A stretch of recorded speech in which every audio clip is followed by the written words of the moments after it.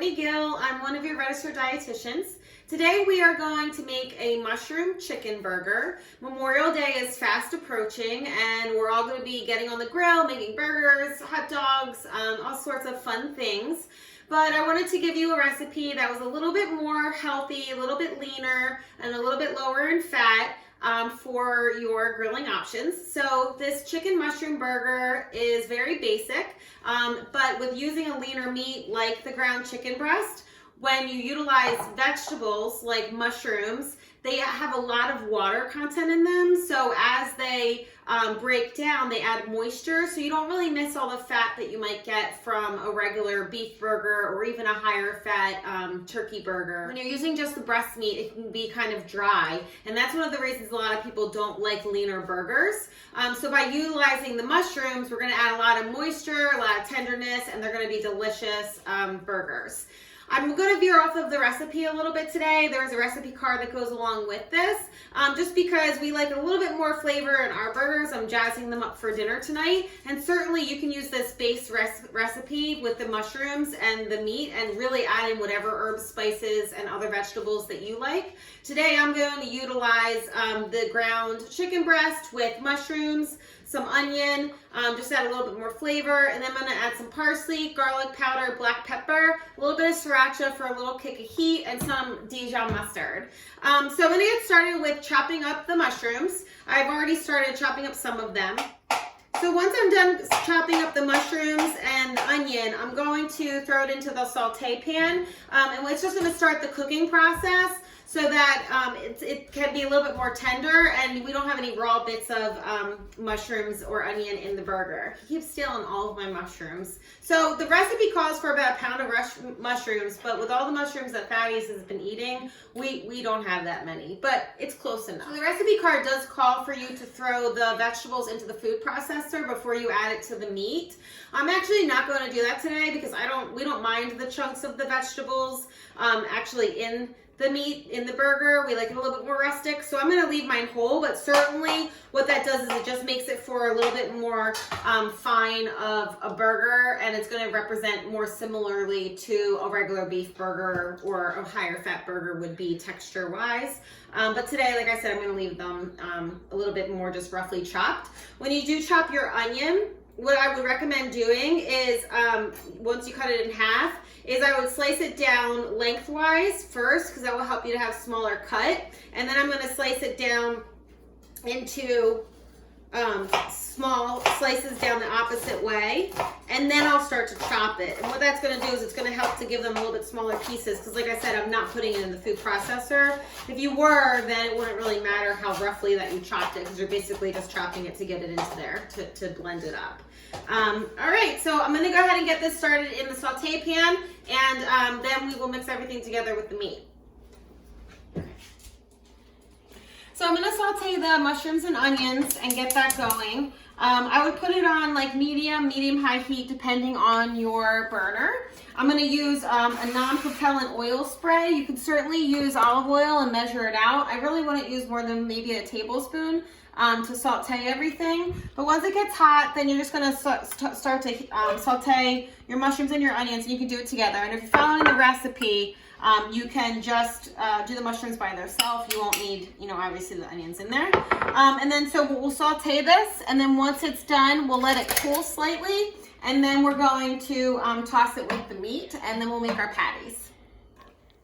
So this is about the brownness and the cooked down level that I would typically go for. The onions are translucent and the mushrooms have given away a lot of water and kind of shrunk in size. So I've moved majority of it into a bowl. I kept some aside as to top our burgers with, but obviously you could use the whole thing if you're using the whole recipe.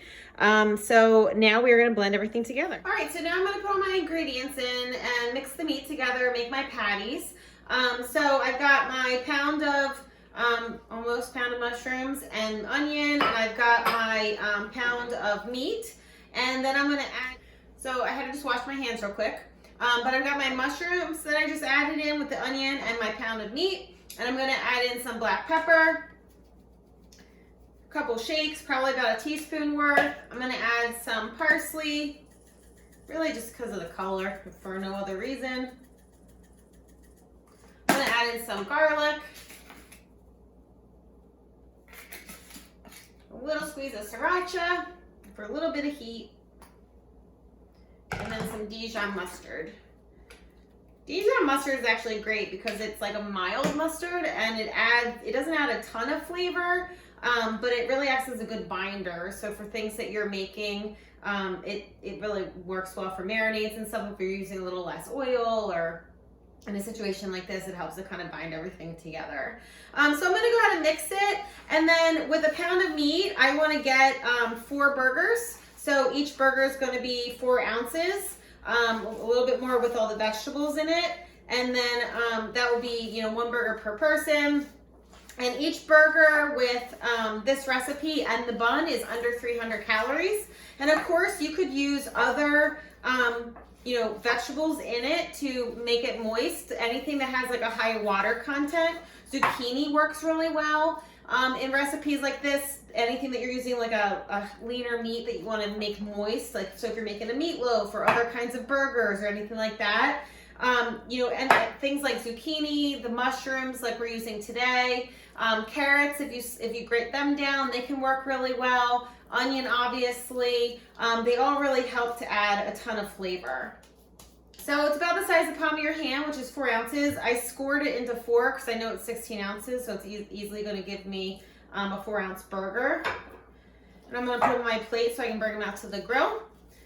And that's about it. Super easy recipe, easy dinner. We're gonna serve it with whole wheat buns. You could do it bunless if you wanted and serve them with something else like a lettuce wrap or even a tortilla. Tonight we're gonna serve ours with a salad and of course lettuce and tomato on the burgers. But you could certainly do any kind of variety of a different side dish like a slaw. And that vegetable will kind of be your add-on to the meal to make it like a full rounded meal. If you weren't using a bun, if you're using like a lettuce wrap, you could certainly do like a pasta salad or a potato salad and have that as your green. All right, so I'm gonna go ahead and get these on the grill and we'll be right back.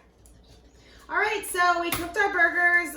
It took my grill on medium-high heat, about 4 to 5 minutes on each side, and they turned out beautiful, beautiful grill marks on them.